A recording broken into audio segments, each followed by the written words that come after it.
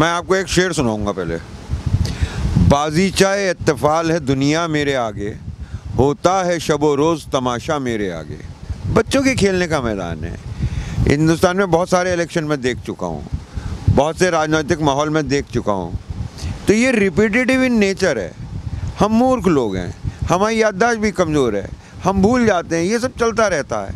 लेकिन दुखद ये है कि राम के नाम पे, राष्ट्र के नाम पे इस तरह की हरकतें, मूर्खतापूर्ण हरकतें करवा के जो माहौल में समरसता ख़त्म की जा रही है, जो घृणा फैलाई जा रही है, वो राष्ट्र के लिए घातक है। हिंदू अगर ये सोचते, हिंदूवादी ताकतें, हिंदू नहीं, हिंदूवादी ताकतें अगर ये सोचती हैं कि हिंदू को इस हद तक मोबिलाइज़ किया जा सकता है कि वो हाथ में तलवार लेके और कत्ल करने निकल ले, तो ये उसकी आदिम प्रवृत्ति के खिलाफ है। वो समन्वयकारी है। स्वामी रामकृष्ण परमहंस का दर्शन है हिंदू का दर्शन, स्वामी विवेकानंद का है, रमण महर्षि का है, अरविंद महर्षि का है। ये नहीं है जो ये इस वक्त आपके सामने जय श्री राम, ये कालनेमी के चेले हैं। ये आपका धार्मिक उन्माद बढ़ा के, लोगों के अंदर उत्तेजना फैला के सत्ता में पहुंचने की कोशिश करते हैं।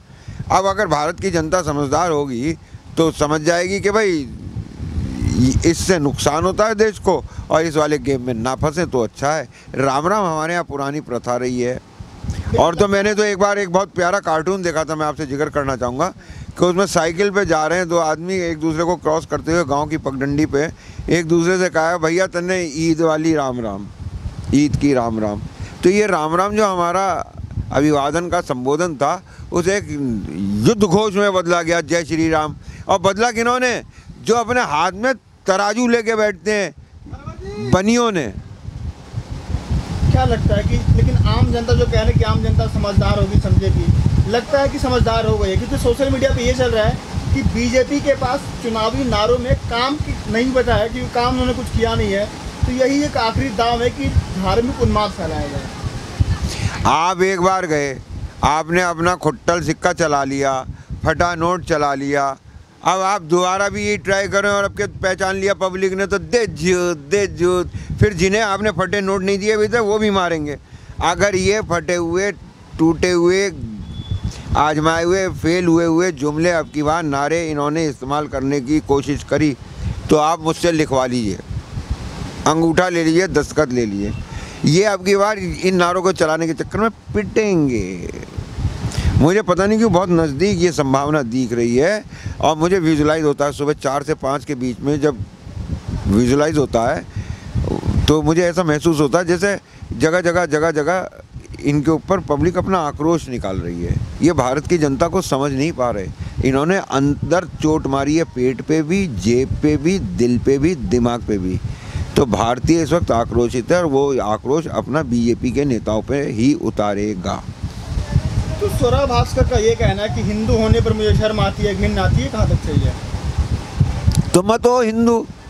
मुझे तो ये भी नहीं पता वो कौन सा किसे हिंदू कहती हैं। वो ब्राह्मण हिंदू हैं, वो क्षत्रिय हिंदू हैं, वो वैश्य हिंदू हैं, या शूद्र हिंदू हैं। और वरना एक प्रजाति यहाँ पे पाई जाती है कायस्थ, जिसकी वर्ण व्यवस्था में स्थान लगाई है। कार्यों में, बुद्धि के इस्तेमाल में ब्राह्मण से ऊपर है, उसकी वर्ण व्यवस्था में बताइए। और तो और जाट भी मान लीजिए, जाट कौन से वर्ण व्यवस्था का हिस्सा है? तो वो कौन सी वाली हिंदू है ये पहले बता दें, वो फिर मैं। परिभाषा क्या होती है आपकी नज़रों में?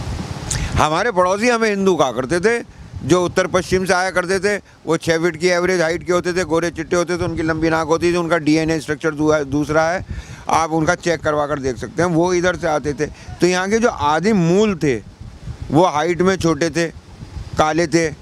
जैसे आप इलाहाबाद के पास जमुना किनारे वाले देखेंगे तो वो उनको हिंदू कहते थे, वहाँ से इधर आने वालों को, कि ये हिंदुस्तान जा रहा है, वहाँ हिंदू मिलेंगे। तो हिंदुओं की उस वक्त की हालत ऐसी थी कि उसका जो पर्यायवाची था वो था काला नाटा चोर, कि वो काले हैं, छोटे हैं और वो चोर प्रवृत्ति, क्योंकि आमने सामने लड़के लूटा नहीं करते थे। तो जब कारवां सो जाते थे तो लुटिया पुटिया उठा के भाग जाया करते थे। फिर वही लोग जो ऊपर से आ रहे थे वो यहाँ पे बसने लग गए और धीरे धीरे करके हिंदुस्तान बस गया। अब उस काला नाटा चोर में 3 शब्द और जोड़ लीजिए, अहंकारी, अज्ञानी और असंवेदनशील। ऐसी बातें बोल रहे हैं। स्वरा भास्कर सुबह से ट्रोल हो रही है कि स्वरा भास्कर एंटी इंडियन है, आप भी ट्रोल। अरे इंडियन का हिंदू से क्या लेना देना है?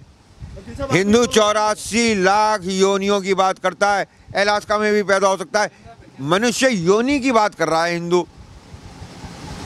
तो वो जो है वो कैसे उन्हें कह देंगे? इन सब चक्करों में ना पड़े और ट्रोल व्रोल प्लीज़ मत करवाइएगा, एडिट कर दीजिएगा। मैं कंट्रोवर्शियल नहीं होना चाहता, बीवी बच्चे हैं, परिवार पालना। मार्केट में भाव बढ़ जाता है भाई, मेरे को ऐसे भाव नहीं बढ़वाने भाई। अब मुझे तो डर लगता है जब मैं सुनता हूँ। अब एक बात बताओ मुझे, अमीर का बच्चा है, आमिर उसका शाहरुख खान का बेटा, वो ड्रग्स में पकड़ा गया, अंदर उसकी ठीक ठाक खातिरदारी हो रही होगी। अब वो बाहर जब निकल कर आएगा तो पहली फिल्म से पहले वो हिट हो चुका है, सिंपैथी में भी लोग देखने जाएंगे उस वाले आर्यन खान की फिल्म, तो स्टार वो बन गया। लेकिन अगर इसकी जगह किसी गरीब का बच्चा होता तो? स्वरा भास्कर एक बड़ा नाम है, बड़ी बुद्धिजीवी हैं, उन्हें हिंदू होने पे शर्म आने लगती है। जिस चीज़ में शर्म आती है छोड़ देकर हैं, मेरे से बात कर लें, मैं उनकी आत्मग्लानि बहुत दूर करवा दूंगा। मिलना चाहते हैं उनसे आप? अबे अगर ज़रूरत है तो वो मुझसे मिलने यार, मैं उनसे क्यों मिलना चाहूँगा? बीमार हुए हैं, मैं नहीं हूँ, उन्हें हिंदू पे शर्म ख़त्म करा दूंगा मैं। वो शर्म नहीं छोड़ देंगी, वो हिंदू होना छोड़ देंगी। यहाँ अटकी हुई हैं तो कह दो उनसे छूट जाएंगी।